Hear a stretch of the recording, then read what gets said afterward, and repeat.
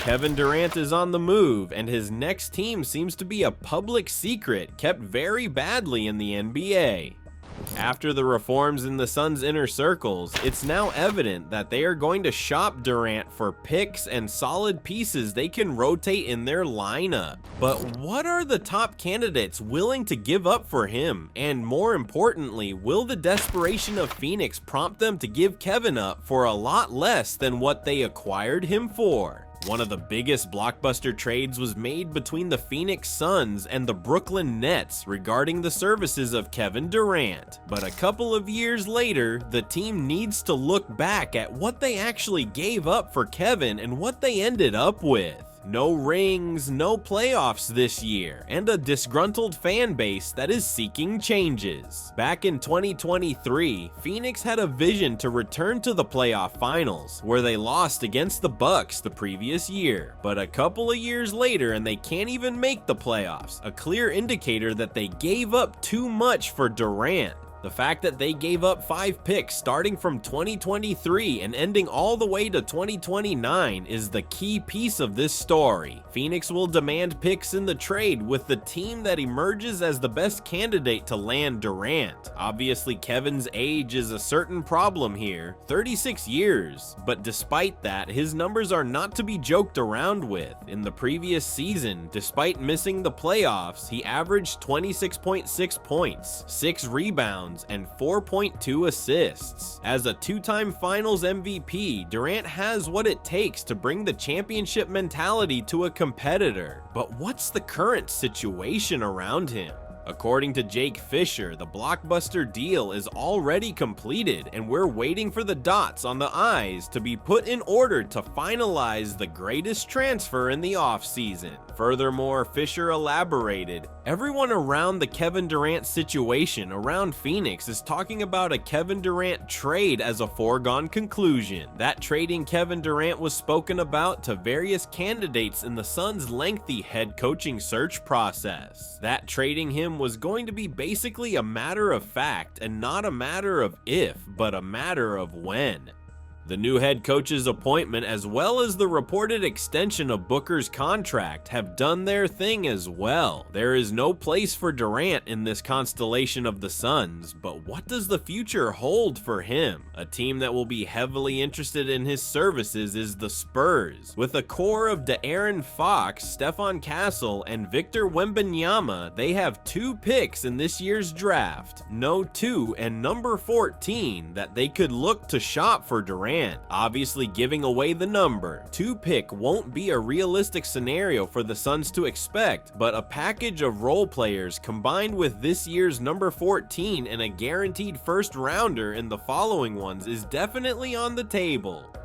That way, the Spurs are getting into championship contention almost instantly without giving away too many of their core pieces, while the Suns will get good rotational pieces like Keldon Johnson and Jeremy Sochan. On top of that, the Spurs might see an even bigger upside in this entire scenario. Chris Paul resigning to play with Durant. The team will turn into an instant championship contender, and it's precisely why they will be smart to give away some of their picks and their future for a win-now constellation. Bill Simmons has spoken about this trade, and according to the NBA analysts, this is more or less a done deal. Elaborating further on this trade and how the Spurs would be very smart to pursue it, Simmons said, I wouldn't be surprised if KD to the Spurs is done already and they just haven't announced it. Basically, they've agreed on specifics. Just announce it the week of the draft. This goes back to the Giannis thing. I think they trade for KD because it just costs less. They'll be able to be really competitive and maybe go a couple of rounds in the playoffs, but they are also going to keep the number 2 pick and do it that way, which is my prediction.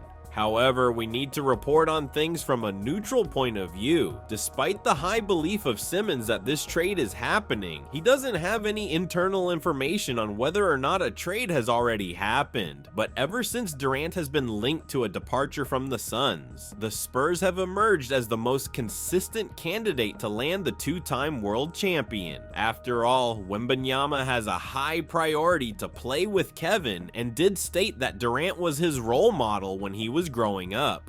During the Olympics, these two met in the finals, where Wembanyama was very happy to play against his idol, so imagine the motivation he'll have once they share the court together. But the NBA is a business first and foremost, which means we shouldn't be taking away any other teams from the equation. Another strong candidate is the Knicks, especially after the firing of Tom Thibodeau and the fact that the team leadership believes a new voice is needed inside this constellation. That applied to the position of the coach, but on the other hand, the Knicks know better than anyone how much Durant is going to help them to reach the finals and finally bring the chip home.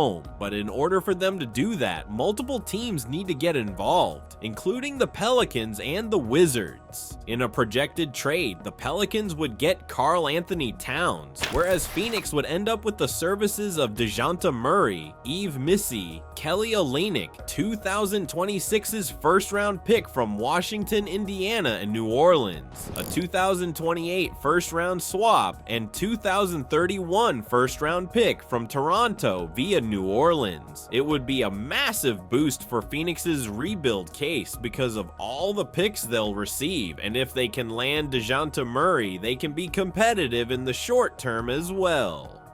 It might not be the best scenario for Durant and the Suns after all. We must remember that the Timberwolves are a very good contender as well. Now that they've reached the finals in the loaded Western Conference, dismantling teams like the Lakers and the Warriors, Durant might be looking for a team that is already a proven winner.